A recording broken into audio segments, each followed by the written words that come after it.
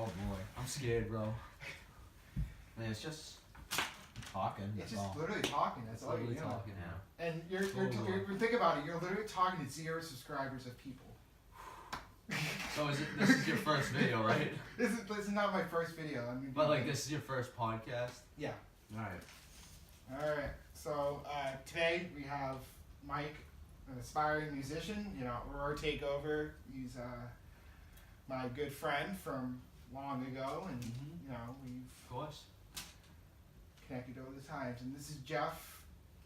What's up? I say hi. He's already been in the music scene. He's already done music. And, Oh yeah. There's more songs out than me right now. he's out bringing songs. But they're not like professionally done. Oh, I don't think mine aren't either. Like, yeah. I mean, they're just on my phone. So what I'm gonna do is I'm gonna ask him some questions, and we're just gonna chill and hang out, and we're gonna talk about shit. Do coke. Do coke. That's okay in my house, by the way. All right. So Mike, will start with you. I remember when I wrote my first song, and that the feeling of happiness in writing good lyrics. What was your absolute first song that you wrote?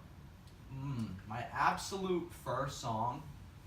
All right, so I had a YouTube channel I still do. I mean, it's pretty outdated now. But my first song on that actually isn't even my first song.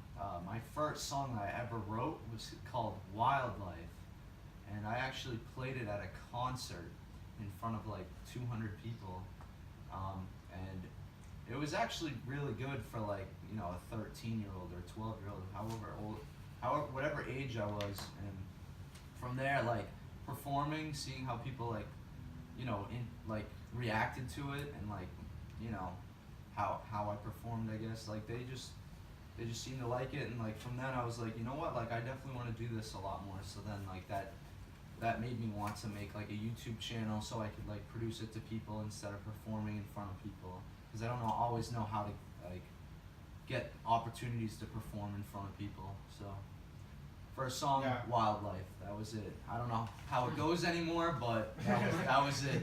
Yeah. All right, Jeff. Yeah. All right. So, things to remember. What was it like? What was it like writing things to remember? Well, that was kind of like when I started to write things to remember. I just put my heart into it, and just to figure out like this is where I want to be, and I didn't have the thoughts that I was not gonna do this. Like I had no thoughts I was actually gonna do like music and stuff. And ever since I wrote this, I'm like, okay, I'm gonna start like pushing a grind and make something real. So what I do is I just do my own thing, and no equipment, no computers, no mics, no interfaces, just my phone. And I did that, and I just felt like I heard like the playback in my recordings and all that. I'm like, holy crap, I could do a lot with your iPhone. And I have an iPhone 7, I have GarageBand, and I can tell you like the feeling that I had when I recorded that EP. I'm like, wow, this feels amazing, and it's actually like feels like it's a professional record, and I made it like from a phone. It sounded like it comes from like a whole studio, and it's like insane what I can do with it, like all the effects and stuff and all that. And I just felt like this is really what I should do from now on. And I have no like musical updates yet, but sooner or later I might put out a single, because I have now recording equipment that I can use. So I'm gonna learn that and then maybe put out a single. So do you still use GarageBand? That too. I could use GarageBand for like just covers and stuff. If I want to like record a quick acoustic piece for a cover or something, I can use that instead of just messing around with my Pro Tools first. So I mainly use that now for the covers and stuff. And the Things to Remember EP was just something just to get out there so people can just know what I'm doing out there. So yeah. All right. The next question is what was Mike? This is for you. What was the feeling like when you wrote your first song? Ooh, you know, it was honestly a sense of relief that it was finally done. And I don't know, I just like after I finished my first song, I guess I just wanted to perform it for like as many people as possible because, you know, it was my, like you said, like it was my first ever song that I wrote, and like I was like, wow, like this came together. Now I want to show people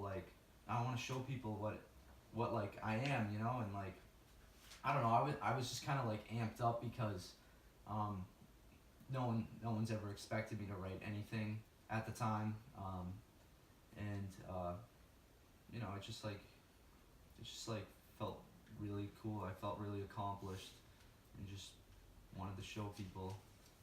I don't know. It was just a good feel. Just a good feel. And Jeff, could you give Yeah. me the step-by-step process of how you record music? I will gladly tell you that. So, it all started with, you know, a thought from the songwriting and everything. I'm like, Jesus, how am I supposed to record this stuff? And then I just scrolled through my phone. I'm like, GarageBand, I'm gonna, you know, see what I can do with that. So, the step-by-step process is I just kind of do a scratch, you know, scratch session. That's what it's called. So like, I kind of do like a demo version of the song, and I actually don't use GarageBand. I actually use I just use the audio recorder that comes with the phone, like any phone actually. And I use that. I'm like, okay, this is where I'm at. This is like where I'm not at. This is what I can change. This is what I can change. This is what I can put input. You know, and then I just started to, you know, from that position, I started to put all that into, you know, the GarageBand software. So I, you know, I recorded a scratch guitar. So like, what that means is, you know, just record the best you can, and then you have a sense of feeling in that song. You have the groove for your own song, so you record it again on top of that, so you can clean it up, or if there's any mistakes, you can do anything. If you know, if there's a section part of it that you like and not, you can cut it out. It's just your everyday recording, you know. And yeah, and then I went from there. I added like effects and like reverb, you know. All the effects you can imagine is in that software. So like anything you can add, like delay, I know. reverb. I use Yeah. GarageBand. I used to use GarageBand before I switched over to FL Studio. But Yeah, That's what I use. that's FL Studio. basically what I'm doing. So, and then basically I just, you know, for instance, the song "I Can't Get Through You" in my EP, I didn't know it would be a drum loop song and like a full band one. So I just messed around with the different drum kits that they have. So I looked at that and I'm like, this sounds, you know, pretty good in my song. So I used that, and that eventually turned out into like a bass, guitar, drums, you know, backup vocals, and everything in that matter. So same thing with our song "Split Apart." We have, you know, we didn't think of, you know, a drum loop or anything. So Mike did like a drum loop, and I'm like, this sounds really good. So it comes out with a good beat. So basically, like, to sum it all up, I just, you know, did scratch guitar, scratch vocals, scratch bass, you know, just to get the groove of it, and then just do a final recording, and then mix it. You could do a simple mix in the GarageBand software, and then, you know, and then I convert it to a WAV file, and then I just put it out. That's basically it. So. Alright, who did you idolize, Michael? Who did you idolize when you were growing up? Who did I idolize? Early years, definitely my dad, because he's a singer-songwriter. He used to be part of a band called Beloved Few, and like they came out with a record, couple actually, and I thought they were like amazing. They like released it like right around when I was born, and you know, like just hearing my dad go play at shows, like, I mean, I just knew I wanted to do that. I wanted to do that stuff. I just wanted it, like, you know, I wanted to like have that, like what he does, except I wanted it bigger. Like I wanted like full out concerts like with like thousands of people instead of like a bar. But like he did also do concerts, and when that happened, like I was like, damn, like that's what I want to do. And then growing up, I started listening to like, I got into like punk stuff, like Green Day. I loved Green Day. And then from there, like, as I got sadder over the years, I started listening to My Chem. We both did, actually. Yeah. My Chem, Sleeping with Sirens. We hit our emo phases hard. We did. I went through an emo phase, yeah. We both did. We went through it together, actually. And but like those were the bands I liked. My Chemical Romance, Sleeping with Sirens, definitely my number Papa one. Roach was one of mine. Oh, really? Yeah. Then like, I don't know, like, and then it went even to like harder stuff like of Mice and Men, Breaking Benjamin. I like that stuff a lot, but I always like knew like that's what I listened to, and that's also kind of what I idolized. But like my music, like was like at the time like this is when I started actually recording in a professional studio. But I like recorded like softer songs, like more acoustic, like Jeff does at the time. And I don't know, my like idols for like the music I do would probably be like Plain White Tees, like that song Hey There Delilah, Sleeping with Sirens, just because they had a full like EP of like acoustic stuff, and like I just loved the sound of it. And like I would say those were definitely my idols during the time. Now, like more modern day, because now I do more pop music. My idols are definitely like Lil Skies, Juice WRLD, Trippie Redd. Those are like also my favorite like artists right now. And like Post Malone definitely, because you know he kind of does his own thing. Like he's a rapper, yeah, but he also comes out with like he comes out with like songs that like also like he just straight sings in, like the song Stay on his new album. You know, and like I like that like he's not just one thing, and I kind of want to like touch upon like different genres of music. So like I can't even like identify like what genre of music I do, but like it all comes together from all the idols I've had, all the people that like inspired me. Just because like I can't just listen to one type of music, and that doesn't mean I only need to do one type of music. So those were definitely my idols. I feel like your sound is kind of like Post Malone a little bit. Yeah. Yeah. Where he's not all that going into it hard. You know what I mean? He's not like, he adds rap and rock. You know what I mean? So it's not like, you know, he doesn't go crazy at all, you know, during the song. So I feel like that's what kind of your style is, where it's kind of like Post Malone. I agree. So this kind of goes, these questions kind of go together. What was the hardest song you worked on? That's hot, excuse me. Sorry. Was that hard song, like so hard that it made you almost want to give up making that song? Wait, depends on which song. Well, which one was your hardest one? Oh, which one's my hardest one? Which one was the hardest one to get out? To like, even, or record, whatever.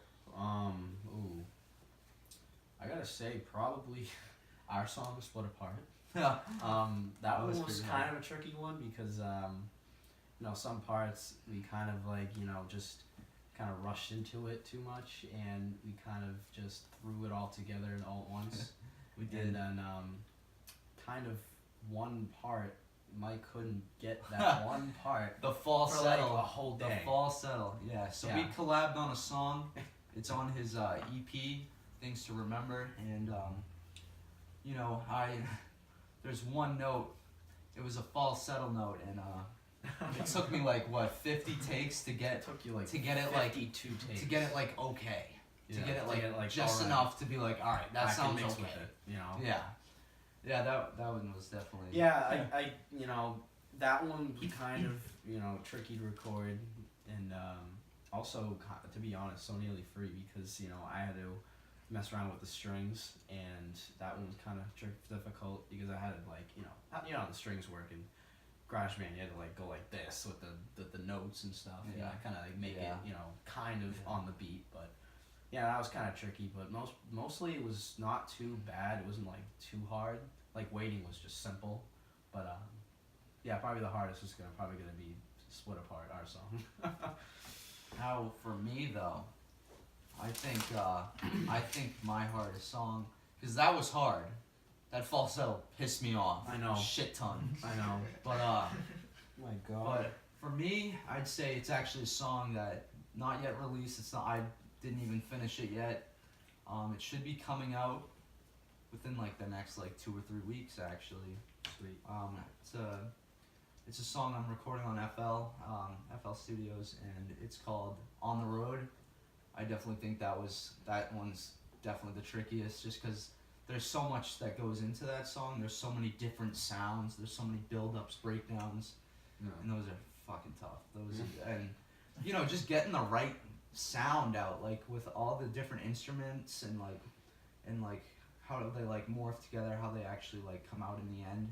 Because I have piano, like I put synth in there. I put all these like weird like cool like effects into them, and like just thinking of everything, and like I don't know, just making it work was just pretty difficult. But I got all the instrumental done. Now I just need to put the my voice on, but I don't know, that could even make it, it's probably gonna make it even harder. So that's definitely my hardest song so far. And I can definitely relate, because the hardest part for writing a song for me, because I'm an EDM artist. I produce EDM. I don't really produce EDM, but I'm making EDM. Yeah. I'm currently making For the future. the future, is the bass drop. I just cannot get the bass drop for the life of me. Hard. Because it has to be like wild. It's gotta be something that get people off their feet. Yeah, and it just cannot get it. So, that's the hardest part for me. Anyways, so enough of me. Let's move on to you, Mike. And why do you seek all this fame and attention and popularity and? Honestly, dude, I mean, like, I was going into college recently. I've only done a semester there at the time, and I don't know. It doesn't click for me. Like I could just care less almost. But like, I do want to do good in college. Like now I know, like, all right, like I need to step it up for college. But like, honestly, like what I really see myself doing is like this stuff, like getting big with this stuff. This is the one thing that I would like truly be happy with. I even kind of wrote about it. The one song that's out currently, well, no, now I have 2 songs out apparently. That my song Secret Journal actually just came out today On Apple Music. Plugging your own music. Yeah, Go buy it now. But the song, but my first song, it's called Live a Lie. It was kind of my trial song, just so I know how to put out my music. Like it was just like something I threw together, and I was just like, all right, let me put this out. Let me put a shit ton of auto-tune on it just so it can sound good. Have something people will like, be like, all right, this is pretty good, and like, just like. But also, again, like it's just a trial song. Like all the audio is kind of messed up. Like it's not like balanced correctly, but in that song, it's all about like life, and like what if I go into a career that like I just actually don't like, like what if I'm like working at a supermarket for the rest of my life, and that's just not what I want to do, like that's how I feel. And like what if the whole time, like I know I'm more than that, I'm living a lie. Like my whole life I'm just living what I don't want to be doing. That's the whole thing of the song. Like I'm living a lie, so like this is why I feel like this is what I need to do. I need to make it. I need to make it with this music shit, because this is what I'm passionate about. And then a couple more questions for you here. How long have you been making music for? How long have I been making music for? Oh God. From making music, I started writing songs when I was about 15, 14 years old. But in the heart of music, I started when I was like 5. So I started writing my first song. It was called like "I Love You, Baby Girl," and it was, it was my first song, so it's terrible. So, yeah, that was kind of like my starting point, and I kind of took I didn't really like think of like a music career then, so I just kind of recently looked back at it, and like I thought of like all like the accomplishments I took in that song, and I'm like, I should make this a real gig. So that's when I kind of started to write like a couple songs that I wanted to put out, and that was like actually way before Things to Remember. A couple songs was like You Changed All Me, and a couple other songs I really can't remember off the top of my head. And then I started to write So Nearly Free, and then that put an impact on, like, that was like, wow, this is like my best song I've ever written so far. So, and then that just gave me like, made me feel accomplished to myself to actually, write more songs and, impress people around me, and to show that like I'm serious about like everything in music. So I started to do that, and eventually, like, actually, quick fact, I Can't Get Through You was actually a song that my father wrote in the past, and I kind of just, kind of re-edited everything, not like everything, but like just the quick stuff, and then I recorded it, and then I released it. So I basically started when I was like less than 15, and then I took a break for like a year, and then I got back into it. So that's roughly where I started at. So, yeah. And there's a couple, one last one, not last one, just, yeah. Anyways, what song did you grow up on? What songs did you grow up on, oldest to newest? Like what songs that like were like my favorites? Yeah. Like over time? Yeah. Alright. When I was younger, like it was just my dad's stuff, like the song Forgiven on my dad's record. As I got older, I turned 14, I'd say. Radioactive by Imagine Dragons was like my favorite, and I'll just go down the line, so then Green Day. I'd say my favorite song when I was like 15 was Wake Me Up When September Ends, 16, Helena by My Chemical Romance, 17, If I'm James Dean, You're Audrey Hepburn by what the fuck? By Sleeping with Sirens, god damn it. I I don't know why, I just forgot what the hell the band was named. 18, I'd say, 18, that's a tricky one. I feel like it was like, yikes, this is a tough one. When I was 18, what was my favorite song? Maybe Two Chord by Sleeping with Sirens. I don't know, it was just a beautiful song. Right now, currently, my favorite song, oh boy. I don't know, literally anything by Lil Skies. I like that stuff. Lil Skies is pretty good. And Juice WRLD.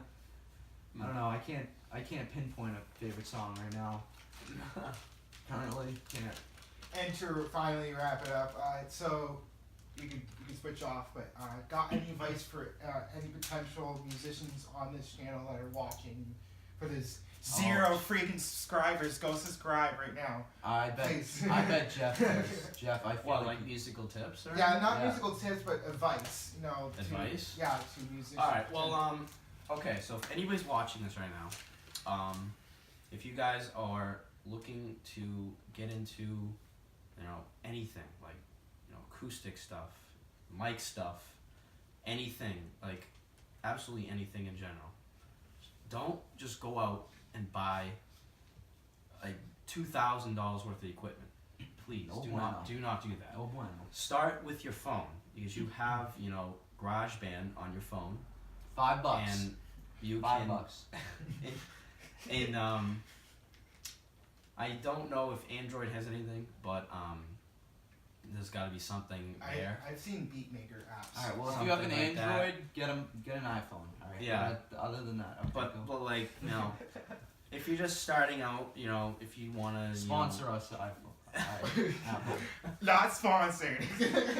Sponsor Yeah. Henry. Just so I don't, Sponsor. just so I don't get demonetized here. Give this kid money, I. Okay, I need all the some money. I need all the ad revenue here. Come on. Yeah, give it come to on, me. bro. There's 0 people watching. Come on, can you please sponsor him? Give him like $1,000 per view. We'll make like $12. Yeah, it's funny. But like, all I gotta say is just like, you know, start what's in your pocket and just kind of learn. You know, we all know that lame app that we don't use, GarageBand, and we just look at it and go, this is really useless. I don't want to get it off my phone. But if you're like a musician, you write songs.